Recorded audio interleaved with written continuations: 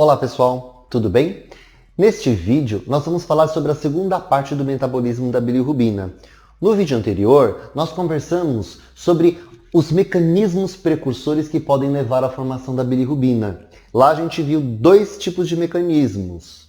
Um mediado pela hemólise e o outro através da fagocitose no sistema retículo endotelial. No sistema retículo endotelial, nós temos células capazes de fazer fagocitose quando reconhece alguma alteração na própria senescência dos eritrócitos. Isso em especial lá no baço, mas não impede que isso aconteça em outros tecidos, como no próprio fígado ou na pele. E dependendo do tecido, nós temos células residentes, células dendríticas, que fazem esse papel, como o Kupfer no fígado, Langerhans na pele, e assim vai para os outros tecidos. Ou por mecanismos variados, como nós conversamos também, levar a uma hemólise, quando temos uma destruição do eritrócito. E a destruição do eritrócito faz com que haja a liberação da hemoglobina. E na hemólise, o que nós temos aqui? Diante da destruição do eritrócito, a gente libera a hemoglobina e a gente vê que há uma dissociação das cadeias globinas que podem se ligar ou na aptoglobina ou na hemopexina, mas aqui com uma diferença. A aptoglobina se liga às cadeias globinas e a hemopexina vai se ligar ao grupo M quando esse se desprende das cadeias globinas. E essas duas moléculas vão carrear tanto a cadeia globina contendo o grupo M ou só o grupo M para as células do sistema retículo endotelial poderem degradar essas estruturas até a gente formar a bilirrubina, o que a gente conversou. E aqui, então, além das moléculas carreadoras para metabolismo do grupo M, que é esse em especial, nós temos também liberações de moléculas que estão contidas aqui no eritrócito, que vão servir para uma observação clínica que vai acontecer no próximo vídeo. A liberação da DHL. A DHL é a desidrogenase láctica, a enzima que converte o piruvato a lactato ou lactato a piruvato. E nós temos também a liberação de potássio. O potássio ele é mais concentrado no interior das células e com esta lise, com essa destruição, a gente também eleva a concentração de potássio na corrente sanguínea. Então olha que interessante, a hemólise vai fazer com que nós temos uma elevação da DHL e elevação da concentração de potássio, mas com uma diminuição da aptoglobina. Lembrando que a aptoglobina era o melhor marcador de hemólise em fase aguda, né, do que a hemopexina. E a aptoglobina, nesse caso, diminui. Diminui porque ela se liga mais às cadeias globinas e é captada pelo sistema retículo endotelial para degradar o grupo M na formação da bilirrubina. Então, olha aqui uma diferença e uma observação interessante. Diminuição de aptoglobina na hemólise, aumento de DHL e de potássio. Porém, se o eritrócito for para o caminho planejado, que é o sistema retículo endotelial, nós vamos ter um processo de biotransformação, de metabolismo aqui na formação da bilirrubina. Dentro das células do sistema retículo endotelial, lá no endossomo, após a fagocitose, fusão com o lisossomo, as enzimas vão degradar todas as estruturas do eritrócito e, por conseguinte, vão destruir a hemoglobina, vão liberar o grupo globina e o grupo M. O grupo globina, que é feito de aminoácidos, vai ser degradado a aminoácidos que podem ser reaproveitados. Nessa degradação, nós temos a liberação do grupo M. E o grupo M, este sim, é a molécula, é a estrutura, esse anel pirrólico, é a estrutura que é precursora para a formação da bilirrubina. Então, dentro dessas células do sistema retículo endotelial, após a fagocitose, esse grupo M é liberado e ele vai passar por um processo enzimático. Lá nós teremos a ação de uma enzima chamada M-oxigenase, que usa NADPH, oxigênio e hidrogênio. Nessa clivagem, né, nesse catabolismo, há a abertura do anel do grupo M, que vai liberar o ferro. E nesta reação se produz monóxido de carbono. Aliás, essa é a reação que mais produz monóxido de carbono no nosso organismo. A abertura do anel pirrólico do grupo M libera o ferro. O ferro, por sua vez, ele pode ser armazenado para uma utilização futura em subunidades de moléculas chamadas de ferritina, Isso é uma abordagem que a gente aborda, que a gente conversa, por exemplo, lá na hematologia, mas a gente também tem como conversar na bioquímica clínica, né? Ou o ferro pode ser utilizado na formação de um próximo grupo M. Esse ferro é liberado e a abertura do anel forma esta estrutura aqui, que é chamada de biliverdina. Ela é biliverdina porque ela realmente tem uma frequência na cor verde. Então ela dá cor verde a esta molécula. Então ela tem uma frequência de cor verde, que rapidamente é reduzida por uma enzima chamada biliverdina redutase, que nada mais é do que uma inserção de um hidrogênio a mais aqui à molécula. Essa inserção faz uma mudança na frequência de cor dessa molécula, que ela passa a ser uma cor laranja, amarelada, né? Essa cor laranja que é característica da cor da bilirrubina. E a bilirrubina, por sua vez, ela é insolúvel. Uma vez insolúvel, ela é liberada por essas células do sistema retículo endotelial na corrente sanguínea.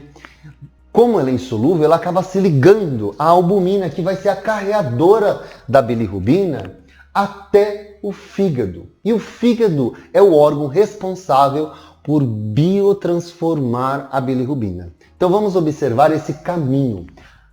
Uma coisa interessante. Essa característica de verde e laranja, né, da biliverdina e bilirrubina, a gente pode perceber num hematoma. Quando a gente tem um hematoma, eu não sei se vocês já perceberam que em volta a gente percebe com o tempo, que é aquela cor escura do hematoma, né?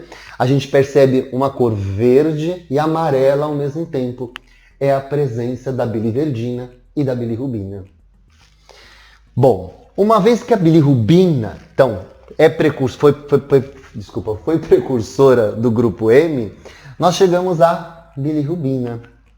A bilirrubina cai na corrente sanguínea, é transportada pela albumina até os hepatócitos, as células que compõem o tecido do fígado. Então, lá no hepatócito, a gente tem um trânsito dessa molécula até chegar ao intestino. Olha que interessante. A bilirrubina, que é transportada pela albumina, ela é conhecida também por bilirrubina não conjugada, né? Ou também bilirrubina indireta. Por quê? Neste caminho que ela chega aos hepatócitos, ela passa por transportadores, que faz com que a bilirrubina seja introduzida dentro do hepatócito. E lá dentro do hepatócito, essa molécula, que também é insolúvel ainda, aqui ela também é carreada por uma molécula para deixá-la solúvel no caminho que ela tem que seguir. Existe uma molécula chamada ligandina, que faz a condução, né, a solubilidade da bilirrubina dentro do hepatócito. E lá dentro a bilirrubina vai seguir para dentro, olha agora, do retículo endoplasmático. No retículo endoplasmático, nós sabemos que lá há um grande complexo de enzimas e estruturas que fazem o processo de biotransformação.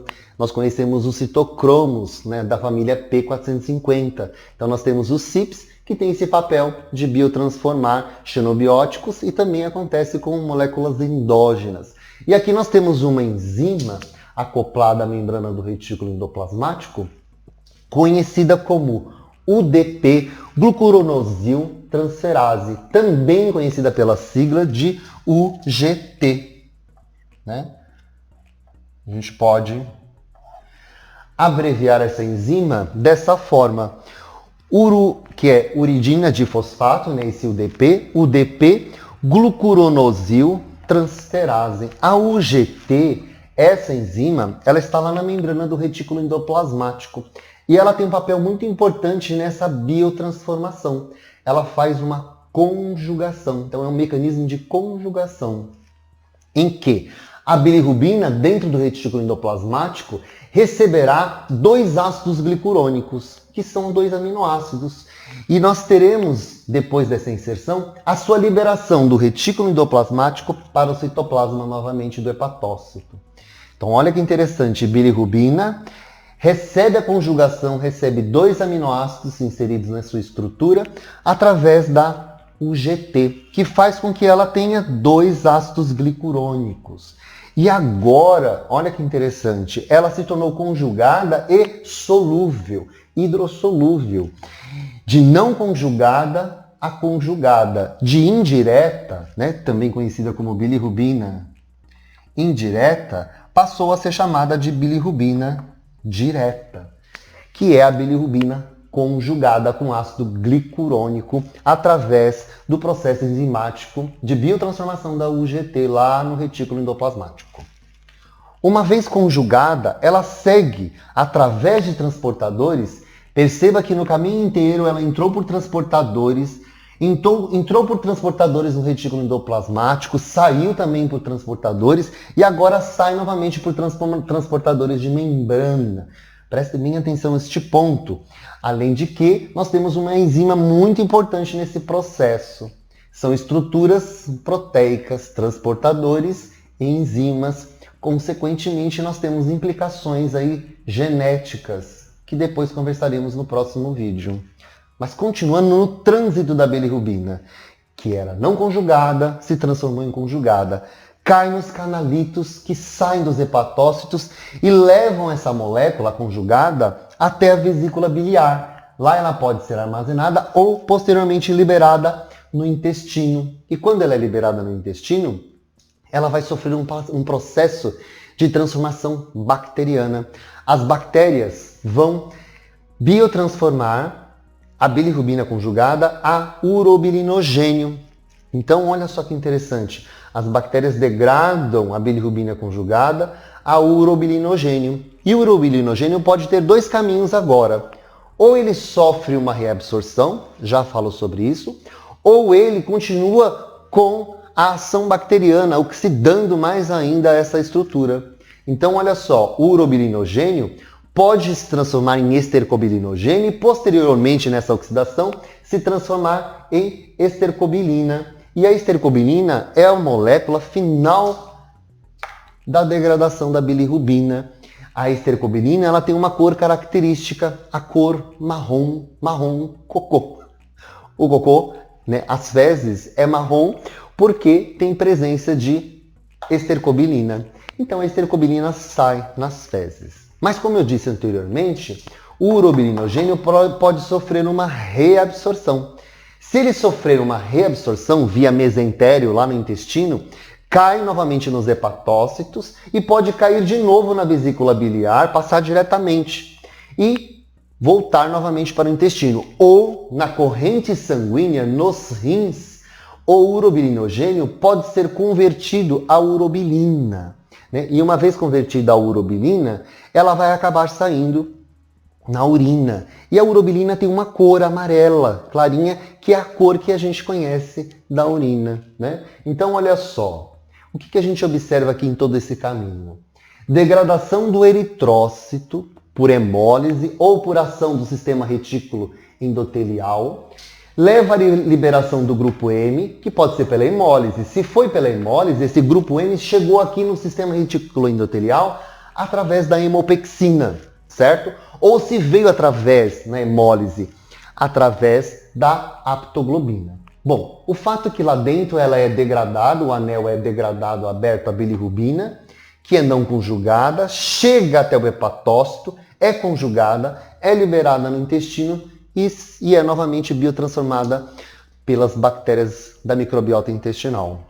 Então, observem que o caminho da bilirrubina, né, da sua formação e degradação, vem do grupo M.